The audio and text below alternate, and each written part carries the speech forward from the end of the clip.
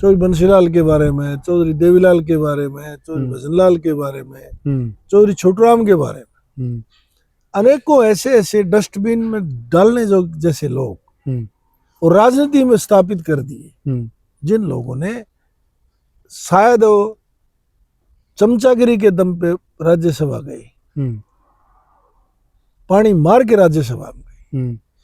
जिस प्रकार से उनका रुख देखा आपने, लग ये रहा कि बगावती शुरू हैं। क्या अब हम मान के चल सकते हैं कि एक नई पार्टी, एक नया मोर्चा, क्या लग रहा है आपको? मतलब अगर आज कुलदीप बिश्नोई दोबारा से मैदान में आ जाते हैं, जो वोट बैंक है बीजेपी की तरफ जा चुका है, कुलदीप का बड़ा योगदान इस वोट बैंक को बीजेपी की तरफ भेजने में, वो वोट बैंक दोबारा से कुलदीप के साथ खड़ा हो जाएगा। वो तो युवा पीढ़ी है, जो आज की जनरेशन है, उसने ना तो चौधरी भजनलाल का राज देखा, न चौधरी देवीलाल का राज देखा, न चौधरी बंसीलाल का राज देखा। वो तो जानती ही नहीं आज की पीढ़ी। 65% जो युवा हैं प्रदेश के अंदर, उन्होंने तो राज देखा ही नहीं। देखो, पुराने आदमी तो बहुत कम है ना जो आप बात कर रहे हैं। पुराने तीनों राजनीतिक मंच पे विरोधी थे, पर आत्मा से तीनों भाई थे। किसी भी तीनों, मैं कह रहा हूं तीनों लोगों ने एक दूसरे के परिवार को कभी खात्मे की तरफ लेके नहीं गए। नमस्कार साथियों, मैं हूं आपका होस्ट कुलदीप सिंह पुनिया और मैं लेकर चलता हूं आपको राजनीति की दुनिया। राजनीति की दुनिया की बात करो साथियों, अभी जो ताजा मामला है, राज्यसभा की सांसद है रेखा शर्मा। उन्होंने पूर्व मुख्यमंत्री चौधरी भजनलाल को बदमाश कह दिया है। अब बदमाश शब्द के ऊपर हरियाणा के अंदर बवाल मच गया है, हरियाणा की राजनीति में कोहराम मच गया है। आखिर किस नजरिए से उनको चौधरी भजनलाल बदमाश लगे, अब इसका तो जवाब देना पड़ेगा। आज इसी विषय पे चर्चा करेंगे। चर्चा में हमारे साथ खास मेहमान मौजूद हैं, परिचय के मोहताज नहीं है, राजेश धनखड़ जी, जो समाज में अनेक सामाजिक गतिविधियों में निरंतर अग्रसर रहते हैं। तो सबसे पहले तो धनखड़ साहब, ग्रामीण भारत मंच में आपका स्वागत है। नमस्कार पुनिया साहब, आपके दर्शकों को मेरा हाथ जोड़ के नमस्कार। आपने चौधरी भजनलाल का कार्यकाल देखा है, कितने बदमाश थे वो आपकी नजर में? देखो, मैं 95 में ब्लॉक समिति का चेयरमैन बना। चौधरी भजनलाल हरियाणा के मुख्यमंत्री थे। बिल्कुल। और मुख्यमंत्री रहते भी मेरा 4-5 बार उनसे मिलने का सौभाग्य हुआ। और 2005 के बाद भी 7 तक में, जब तक वो जिंदा रहे, अनेकों बार उनसे मेरी मुलाकात हुई। चौधरी भजनलाल राजनीति के तो पीएचडी थे। राजनीति में तो आप उसको कुछ भी उपाधि दे सकते हो। ठीक बात है।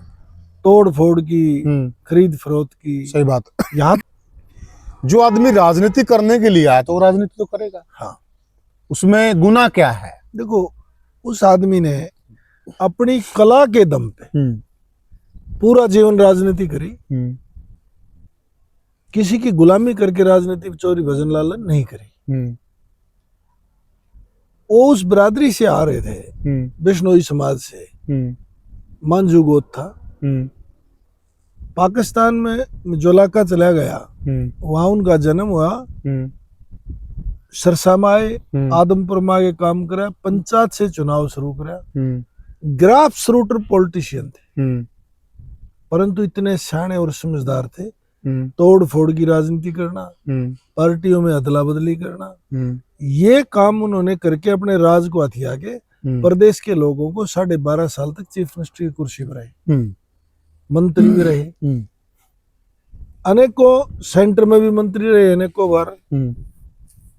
आज उनको इस तरह के शब्द बोलना, चौधरी बंसीलाल के बारे में, चौधरी देवीलाल के बारे में, चौधरी भजनलाल के बारे में, चौधरी छोटूराम के बारे में, अनेकों ऐसे ऐसे डस्टबिन में डालने जो जैसे लोग और राजनीति में स्थापित कर दिए, जिन लोगों ने शायद वो चमचागिरी के दम पे राज्यसभा गए,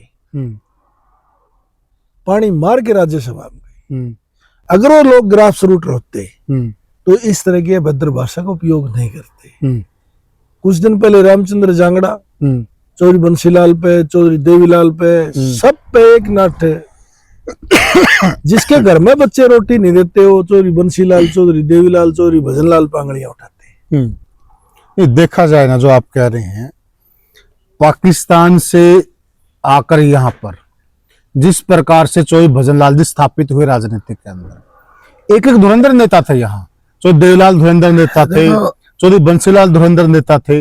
उन लोगों के बीच में अपना राजनीति का जो उन्होंने मुकाम बनाया, छोटी बात नहीं है, बहुत बड़ा संघर्ष रहा। पाकिस्तान से नहीं कह सकते आप, बंटवारे से पहले तो भी हिंदुस्तान था, ये भी ठीक बात आपकी। उन लोगों ने इस मिट्टी को चुना और इस मिट्टी ने उनको चुना। ऐसे बहुत कम लोगों को सौभाग्य है। मनमोहन सिंह का भी बॉर्डर से परली तरफ जन्म हुआ था, ठीक बात है। मनोहर लाल खट्टर का परिवार भी परली तरफ से आया था, बिल्कुल। लाल कृष्ण आडवाणी भी आए थे, चौधरी भजनलाल भी आए थे, और हमारे इस साइड से जाने वाले परली साइड में बहुत लोग राजनीति में स्थापित थे। ठीक बात है। ये चुनाव था अपनी मिट्टी का, अपने धर्म का, अपने देश का। इन लोगों ने जिस कदर अपना जन्म स्थान छोड़ के और इस इलाके को चुना, चौधरी छोटूराम की विचारधारा को चुना, क्यों आजादी से पहले छोटूराम का इलाका था। ठीक बात है। उस विचारधारा को चुना तो उस विचारधारा ने इनको भी बहुत कुछ दिया, चाहे मनोहर लाल खट्टर हो, चाहे लाल कृष्ण आडवाणी हो, या डॉक्टर मनमोहन सिंह हो, या चौधरी भजनलाल हो। इतने लंबे सफर तक राजनीति में स्थापित रखना इन लोगों ने भी दिया है। परंतु आज वो दिन देखने पड़ गए कि जिन लोगों को राजनीति का रहेगा नहीं पता, वो लोग बड़े बड़े नेताओं के ऊपर उंगलियां उठाते हैं, जो राजनीति के पीएचडी होल्डर रहे हैं। हाँ, उनके बारे में वो बातें कर रहे हैं, सूरज को दीवा दिखा रहे हैं। अब रामचंद्र जांगड़ा कर चौधरी देवीलाल का क्या मुकाबला है? सही बात है। चौधरी बंसीलाल का रामचंद्र जांगड़ा का क्या मुकाबला है? भजनलाल का रेखा शर्मा का क्या मुकाबला है? पर ये लोग बड़े लोगों को इस तरह से बात करके अपने आप का चेहरा चमकाने, खबरों में रहने के लिए बोलते हैं। चौधरी भजनलाल ने तो बड़े बड़े नेता बनाए, चौधरी बंसीलाल ने बड़े बड़े नेता बनाए, ठीक बात है, चौधरी देवीलाल ने बड़े बड़े नेता बनाए। लेकिन इसमें हैरानी वाली बात यह है, कुलदीप बिश्नोई जी बीजेपी में है, भव्य बिश्नोई जी बीजेपी में है, रेणुका बिश्नोई जी बीजेपी में है, जब उनका सारा परिवार बीजेपी में, चंद्रमोहन को छोड़कर। बीजेपी में होते हुए एक बीजेपी की सांसद द्वारा, जो इस दुनिया में नहीं है, दिवंगत नेता, उनके बारे में उनको बदमाश कह देना अशोभनीय बात है। देखो, और बीजेपी ने कोई खंडन नहीं किया। अगर उनने कोई इस तरह की गलती करी हो तो कह देना चाहिए, बेशक स्वर्गवास होगा। रावण को क्यों फूक रहे हैं फिर? परंतु एक राजनीतिक परिपक्व पीएचडी राजनीति करवाने वाले आदमी के खिलाफ बदमाशी का टैग लगाना, ये उनकी मानसिकता का दिवालियापन है। ये तो बीजेपी कुलदीप बिश्नोई को रखना नहीं चाहती। ठीक बात है। और कुलदीप बिश्नोई जबरदस्ती बीजेपी में है, बीजेपी को उसकी आवश्यकता नहीं है। क्यों? जिस गैर जाट की राजनीति कुलदीप बिश्नोई ने हरियाणा में शुरू की, उसी गैर जाट की राजनीति बीजेपी कर रही है। कुलदीप बिश्नोई की बीजेपी की जरूरत जब थी जब इन्होंने गैर जाट राजनीति स्थापित करनी थी। आज वो काम बीजेपी का पूरा हो गया। ठीक बात, उनकी गैर राजनीति स्थापित होगी। तो आज कुलदीप बिश्नोई की बीजेपी ने मेरे ख्याल से जरूरत नहीं है। तो फिर क्या कुलदीप बिश्नोई को इस वक्त कोई बड़ा निर्णय ले लेना चाहिए? नहीं, अगर उसमें राजनीतिक हिम्मत और राजनीतिक सोच है, और जिस तरह कुलदीप बिश्नोई ने कल बयान दिया है,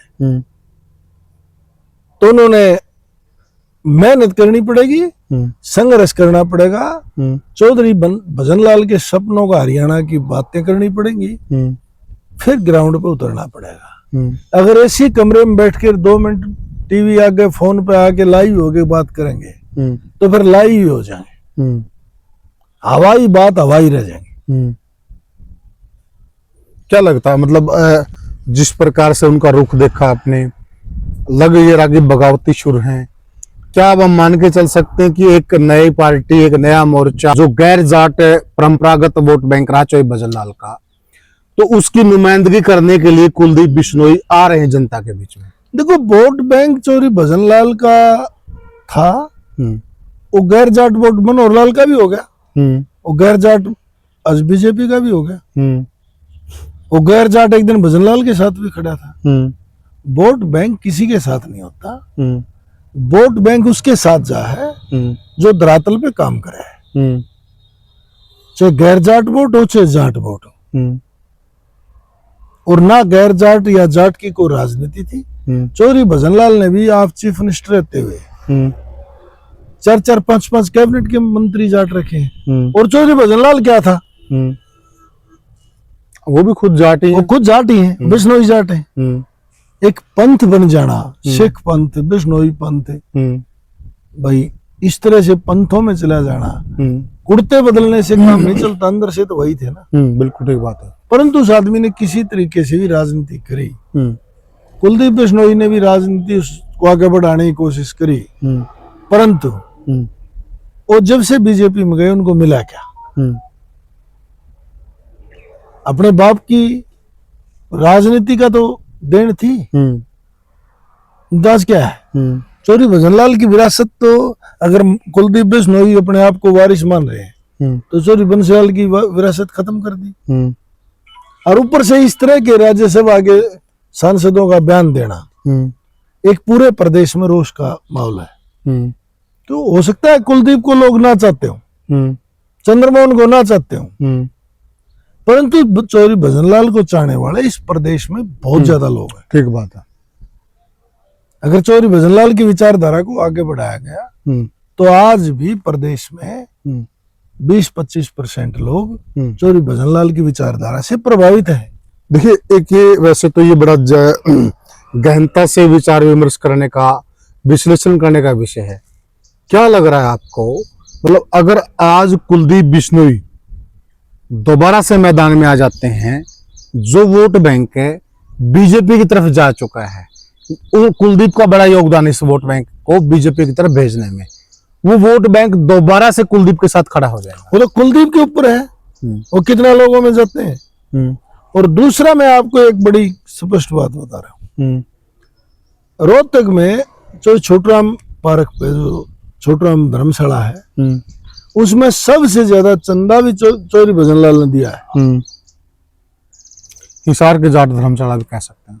हिसार की जाट धर्मशाला की जमीन चौधरी भजनलाल ने दी, और चौधरी छोटूराम के नाम की डाक टिकट भी चौधरी भजनलाल ने शुरू कराई। तो फिर उसको गैर जाट कैसे मान ले? एक विचार था चौधरी भजनलाल, चौधरी बंसीलाल एक विचार था, चौधरी देवीलाल एक विचार था। उस पार्टियों में बड़ी विचारधारा हो सकती है, पर चौधरी भजनलाल की विचारधारा के लोग आज भी 20-25% हरियाणा में बैठे हैं।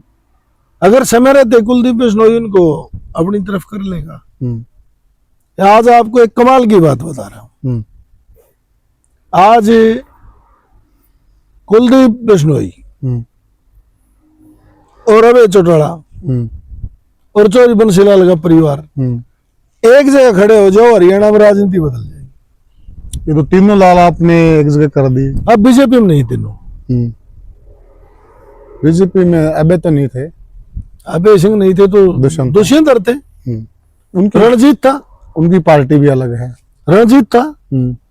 मेरा पार्टियों से मतलब नहीं, मेरा मतलब है कि जो इस हरियाणा के 3 लोग निर्माता हैं, 36 बिरादरी के दिलों पर राज करते हैं आज भी, तीनों लाल। और चौथा लाल भी कर रहा होगा कहीं ना कहीं, मनोहर लाल। जिस तरह से लोगों को बिजली के तारों के पैसे मिले,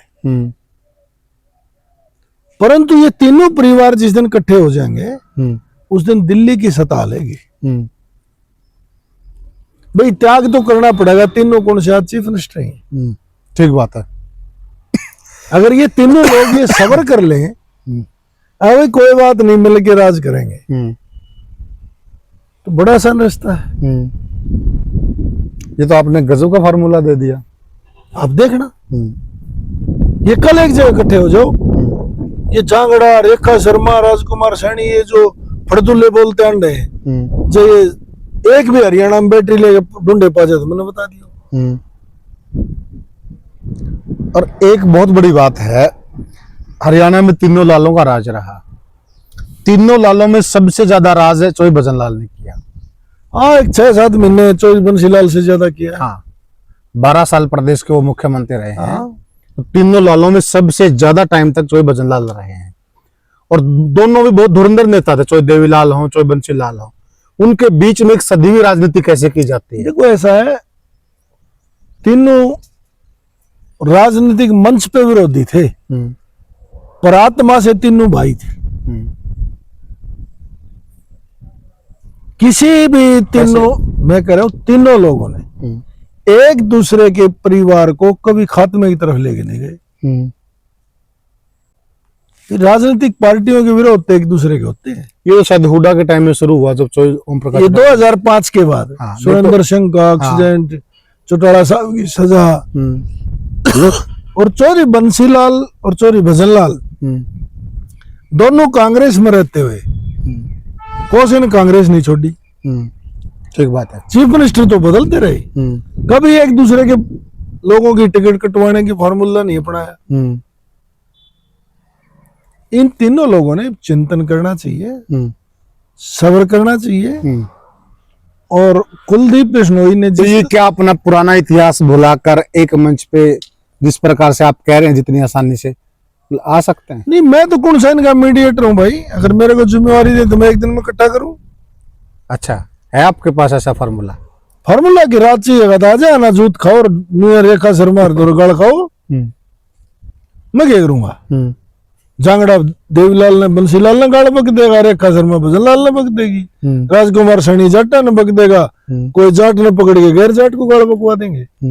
अगर ये समय रहते नहीं खड़े हुए तो हरियाणा के आम घरों से कोई आप जैसा लड़का निकलेगा झंडा लेके और ये सारी राजनीतिक पार्टियों की दुकान बंद करा दे।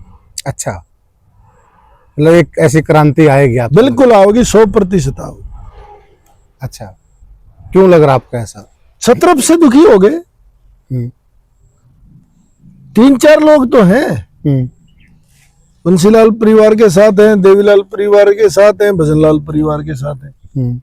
इनके साथ आप मरे से मरे 25% हरियाणा की जनता लगा लो, 75% हो गए ना, 25% में बीजेपी राज कर रही है। अगर ये तीनों परिवार इकट्ठे हो जाए तो मुझे नहीं लगता कोई और कोई पार्टी की सीट काट सके। अच्छा, मतलब ऐसा 75% तो आपने बहुत बड़ा आंकड़ा कर दिया। नहीं, आप क्या मानते हो चौधरी बंसीलाल के पास 25% वोट प्रदेश में नहीं है, चौधरी भजनलाल के पास 25% नहीं है, ये तो 2/3 मत हो जाएगा। और चौधरी देवीलाल के ऊपर तो मेरे ख्याल में 30% 35% लोग आ जाएंगे। और तीनों जब इकट्ठे हो जाएंगे तो हरियाणा की 90% जनता इनके साथ खड़ी हो जाएगी, बशर्ते ये सब्र करें तीनों। देखिए धनखड़ साहब, पुरानी बात होगी, जो युवा पीढ़ी है, जो आज की जनरेशन है, उसने ना तो चौधरी भजनलाल का राज देखा, न चौधरी देवीलाल का राज देखा, न चौधरी बंसीलाल का राज देखा। वो तो जानती ही नहीं आज की पीढ़ी। 65% जो युवा हैं प्रदेश के अंदर, उन्होंने तो राज देखा ही नहीं। देखो, पुराने आदमी तो बहुत कम है ना जो आप बात कर रहे हैं। पुरानी चीज कोई छुपती नहीं। दशहरा रावण ने दिव्य फूके हैं, राम की पूजा दिव्य हो है, देखा है किसी ने? इतिहास दोहराए जाते हैं। और जो कौमें अपना नेताओं का सम्मान और इतिहास भूल जाओ, कौमें बर्बाद हो जाती है। 2 कारण है बर्बाद होने के, या तो राजनेता पुत्र में इतना डूब जाए उसने दूसरा दिखाई ना दे, वो बर्बाद हुए, या कोई अपने नेताओं का सम्मान को बरकरार ना रख पावे, वो बर्बाद होते हैं। और तीनों लक्षण दिख रहे हैं इन लोगों के। चलो हम मुद्दे पे आ जाते हैं। क्या ये नहीं लगता कि अभी बीजेपी कुछ खेल खेलेगी, रेखा शर्मा माफी मांग लेगी, फिर ये वही डाके 3 पात लिपापोती होगी? कुलदीप बिश्नोई जी कारोबारी आदमी है, वो कारोबार में व्यस्त हैं, राजनीति में ज्यादा हिस्सा लेते नहीं, आपको भी पता है। सक्रिय आजकल वो है कहाँ पर? नहीं, कारोबारी इसलिए है ना कि आदमपुर की जनता ने लड़का हरा दिया, उसको टिकट नहीं मिल रही। अब किसने तो देवीलाल बहुत चुनाव हारे हैं, नहीं, लेकिन वो जनता के बीच में तो रहते थे ना। कुलदीप बिश्नोई कारोबारी बता दिया आपने, वो अकाउंटेंट मिल रहा है क्या उसका? उसकी कंपनी में कोई नौकरी करे है? कौन क्या कारोबारी है? सभी कहते हैं कारोबारी कह देने से नहीं, फॉरेन कंट्री में रहते हैं, बाहर रहते हैं। फॉरेन तो सारे जा है, आधे तो थाईलैंड भी जाए, उड़ो ये कारोबार करे हैं। और भी कुछ कारोबार होता होगा जो थाईलैंड में वो सारे इसलिए जाए, ये कोई बात थोड़ी है। कुछ भी बात बुरा हमने सुना है, कौन क्या सबूत है कि कुलदीप कारोबारी तो हैं, हीरो के कारोबार है उनके, कुछ चीजें तो आई है ना, मीडिया में आई है। किस मीडिया में तो पता नहीं, मैं कह दूं अगर मैं अब थोड़ी देर आज जब रावण सीता उठाई जाता तो फिर एक बात है आगे मीडिया में 99% आबादी की घर तक दौड़ थोड़ी होती है किसकी? नहीं मैं कह रहा हूं 99% जो लोग हैं वो तो मीडिया के माध्यम से जानकारी मिलती है। इशू है राजनीतिक करने, या तो वो आके खंडन करें कि हम कारोबारी नहीं है, ये कंपनी हमारी नहीं है। किसका करे? कौन बिजनेस नहीं कर रहा? जो रिपोर्ट्स हैं, मैं कह रहा हूँ कौन बिजनेस नहीं कर रहा? हाँ ये ठीक है, आप बिजनेस करना को कर बुरी रहे बात है, ठीक है, मैं चैलेंज भी नहीं करता, वो कर रहे हैं, परंतु बिजनेस करना बुरी बात भी नहीं। कोई बुरी बात नहीं कह रहा। अब कैप्टन भी मैंने तो बहुत घनी कंपनी लगा रहे हैं। हाँ बिल्कुल बुरी नहीं कह रहे, कहने का भाव ये है कि वो बिजनेस को ज्यादा समय दे रहे हैं, अब राजनीति को कम दे रहे हैं, बात ये है। ऐसा है, वो जब तक बीजेपी में गए हैं तो बीजेपी ने उनको फारिग कर दिया। अब लास्ट बात ये रही, गाड़ खानी रह रही थी, वो चौधरी भजनलाल को गाड़ भी देवानी शुरू कर दी। धिक्कार है ऐसी राजनीति को। जिस चौधरी भजनलाल के नाम पे न जाने हैं, न कौन कुलदीप ने जाना है, कौन भवेन जाना है, कौन चंद्रमोहन ने जाना है, ये अपने पूर्वजों के नाम पे, बाप दादा के नाम पे तो है, और उनको गालियां बगवाते हैं, तो इनको आप क्या किस नजर से देखोगे? ये हरियाणा, अगर कुलदीप बिश्नोई ने मैदान में उतर के कोई संघर्ष नहीं किया ना, तो ये हरियाणा रेखा शर्मा को वो तरफ आंगली नहीं उठाओगा, ये कुलदीप और भव्य बिश्नोई की तरफ आंगली उठाओगा कि तुम कमजोर लोग हो। रेखा शर्मा को दोषी जब बता सकते हो जब कुलदीप बिश्नोई प्रदेश में लेकर आए, 90 हल्के में जा, 6600 गांव में जा, फिर इस बात को आप कह सकते हो रेखा शर्मा ने गलत कहा। अगर वो इसी बात पे लोगों को कंधे पे बंदूक रख के चलाना चाहते होंगे तो प्रदेश की राजनीति है, कोई किसी को गाली बकते रहो, किसी को फर्क नहीं पड़ेगा। तो आप मानते हैं कि अब परिवार को भी कोई एक्शन लेना चाहिए? बिल्कुल लेना चाहिए, निर्णय लेना चाहिए, बिल्कुल लेना चाहिए। या फिर आपको लग रहा है कि बीजेपी में उनका कोई फ्यूचर है? नहीं, मैं तो कौन बीजेपी में फ्यूचर है या नहीं है वो तो देखेंगे। बीजेपी में आपको क्या लग रहा है इनका फ्यूचर? मतलब मुझे तो ये लग रहा है रेखा शर्मा गाड़ बकल लाग की फ्यूचर है। अच्छा, और उन्हें पतल करेगा, जबरदस्त फ्यूचर, मतलब हाँ जबरदस्त ब्राइट फ्यूचर है। क्योंकि बाबू को राज्यसभा सदस्य गाड़ पक्का है, फ्यूचर ब्राइट है। ये अगर इसी को फ्यूचर मान रहे हैं तो उनको मुबारक हो ऐसी राजनीति। मैं तो यही कहना चाहूंगा कुलदीप बिश्नोई ने गांव गांव निकलना चाहिए। अगर उन्हें राजनीतिक मादा है और उसने अगर ये चीज एक्सेप्ट ही कर ली कि शेखा शर्मा ने कह दिया वो ठीक है, तो फिर बीजेपी की जय बोलनी चाहिए। फिर मतलब बब्बर शेर, ये एक बड़ा बयान वाला पिंजरे वाला बब्बर शेर, या उसने कहा कि आप बब्बर शेर के पास तो आ सकते हैं लेकिन बब्बर शेर को हाथ नहीं लगा सकते आप। मैं बब्बर शेर तो अगर ग्राउंड में नहीं लड़ रहा ना, लोग तो अब चौधरी भजनलाल के लिए लड़ रहे हैं, फिर ये उंगली कुलदीप की तरफ भी हो जाएगी। बब्बर शेर यो रामलीला वाला बब्बर शेर है, सर्कस वाला है, जंगल वाला है। तो बब्बर शेर को भी साबित करना पड़ेगा, बिल्कुल करना पड़ेगा बब्बर शेर को, मैं बब्बर शेर हूँ। नहीं तो रामलीला में को शेर के कपड़े पर आए किसी बालक ने ला दिया अगर, फिर उसा बब्बर शेर, उसा बब्बर शेर। चलो इसी पॉइंट पे वीडियो का अंत करते हैं। साथियों, ये हमने चर्चा की चौधरी भजनलाल पे।